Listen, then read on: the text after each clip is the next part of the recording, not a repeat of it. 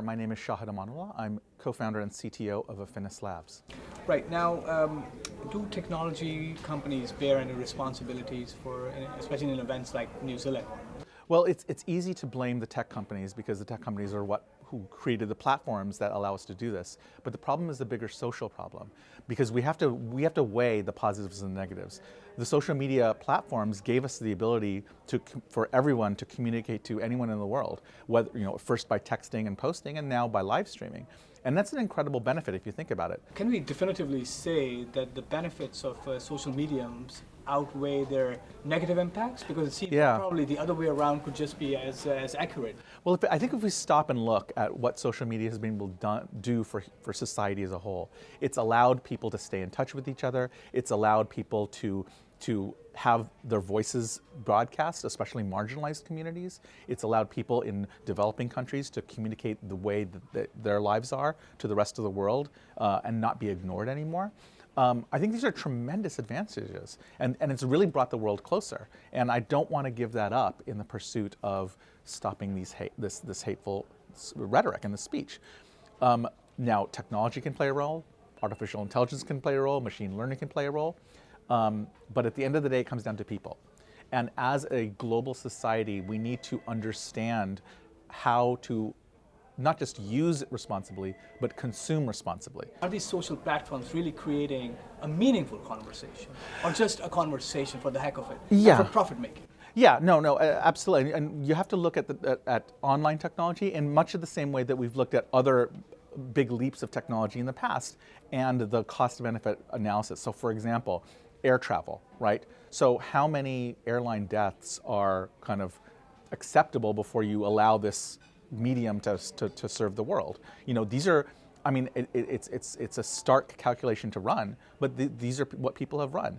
At what point do you say it's safe enough? And I think that same kind of calculus is now being done with social media.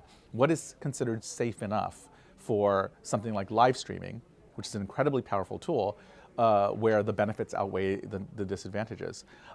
I think that even one event like what happened in New Zealand is enough for us to put a pause on this and ask ourselves, at the very least, ask ourselves that question: is that cost-benefit analysis worth it? And if it gets us to a point where we can create a situation where a video like that would be taken down, or that the hateful rhetoric that inspired this person gets curtailed a little bit, I'm all for that.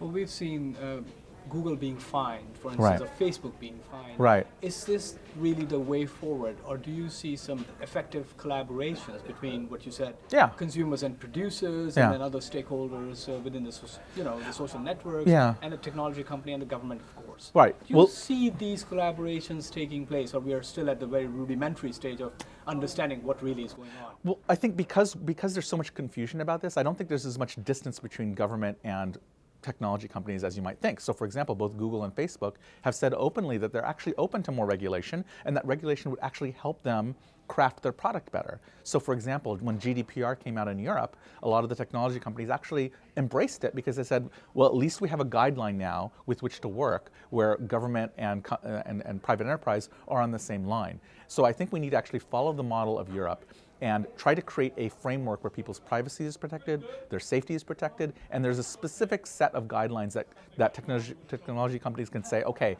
that's what we have to design around, and there's no misunderstanding between us and government. And lastly, don't you think that by very virtue of having geolocations and services like that kind of invade or invalidate the whole concerns about privacy and stuff like that? Well, that's a very interesting question to ask, because I think what we've seen happen in the last 20 years is that people's habits have changed. If you ask somebody in the mid-90s about putting their credit card online to buy something, they would have told you they're crazy. But now people not only put their credit cards online, they actually will willingly give up their location and even private information to the public, because the threshold of privacy has been lowered societally. And as somebody who runs a company that's based on geolocation, I see the value in it. I mean, people use my apps to find things around them that improve their lives. And so I wouldn't trade that for the world. But if we can make sure that people understand the privacy implications when they're tweeting and when they're putting something out and letting people know where their location is, that might be a safety hazard. Their children shouldn't be doing that, for example. So again, this is where government and private enterprise can work together to create a commonly understood set of guidelines that everyone then can rally around.